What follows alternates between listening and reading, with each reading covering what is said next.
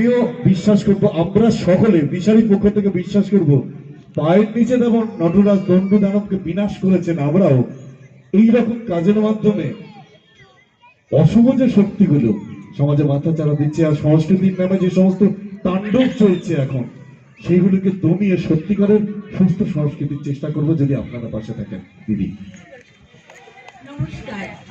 অপূর্ব লেগেছে এদের নাচ, অদ্ভুত ভালো লেগেছে।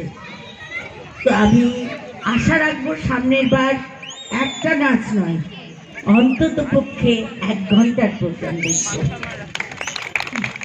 এদের নিয়েই কাজ করতে হবে, তবেই তো সার্থক।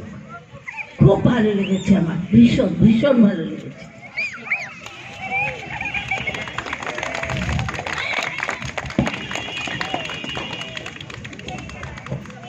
পিসি, আমিও গোপা পিসি ডাকি।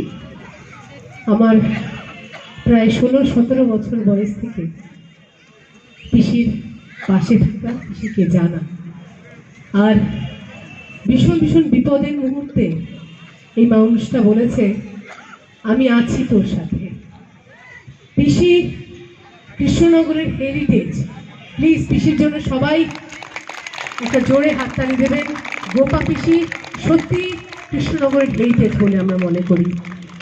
পিসির দীর্ঘ আয়ু কামনা করি, আর পিসির থেকে অনেক কিছু শেখা। অসংখ্য স্টুডেন্ট পিসির জন্ম দিয়েছে, আমরাও পিসির পথ ধরেই হাঁটছি। পিসি আশা করি আশীর্বাদ দেবেন আমাদের, আমরা যেন ঠিক পিসির পথেই হাঁটতে পারি।